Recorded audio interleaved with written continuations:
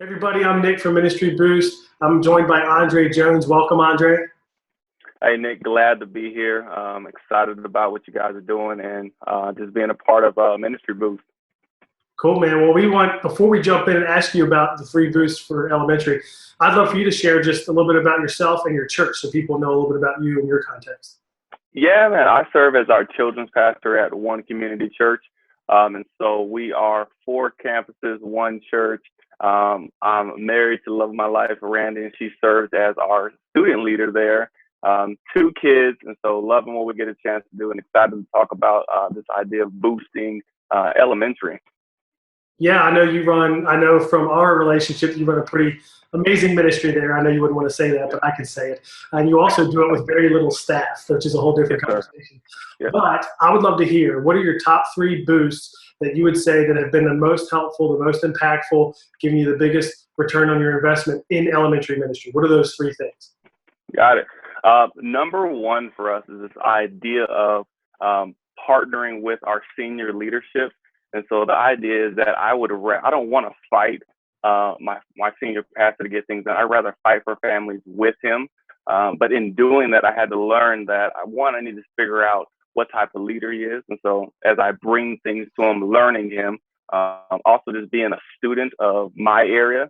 And so I'm studying as much stuff as I can for children's ministry. But then also it just gave me the confidence to do ministry, knowing that there was a partnership with senior leadership and that he was with me. He was right there with me. And so I just really appreciate that partnership. And so number 1 is this idea of just support from senior leadership. Number 2 is partnership with our student ministry. And so I've read things, seen things, I'm pretty sure that you know it as well, just there can be silos. And so this idea of breaking down those silos and partnering with them.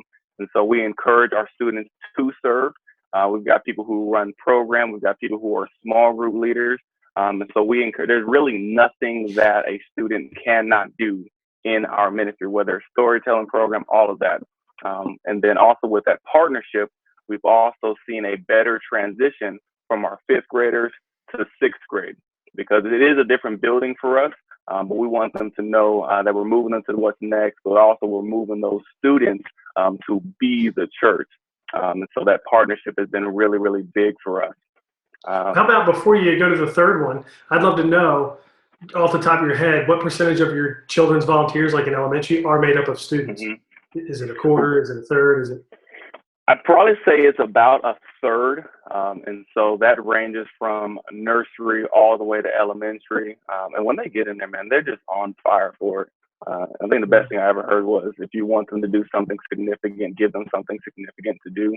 And so we try not just to get them to be volunteers, but challenge them to lead, and then challenge them then to go get their friends to be a part of it, because they're 10 times cooler than I am. And so they're likely to kind of come be around them, because they want to do things that are socially together, but also significant. Yeah, and when you can imagine how much of a boost it is when a third of the team is student volunteers. Like, if you didn't have it, it's obvious why it's a boost. Cool, man. How about the 3rd one? Third one is just seeking parent buy-in. We realize that the parents have more time than we do, and so we definitely want to partner with them. And so the first step for me is this idea of just being present during services. If I'm busy and I'm running around, I miss out on an opportunity just to connect with some of our parents. And some of the best volunteers have come from just being present and talking to them on the weekends, figuring out that they've done ministry before, figuring out that their kids may need this different support. And so then we're able to provide the support and just connect with them. We've done coffee talks where we just really just get around and they get a chance to just drive it.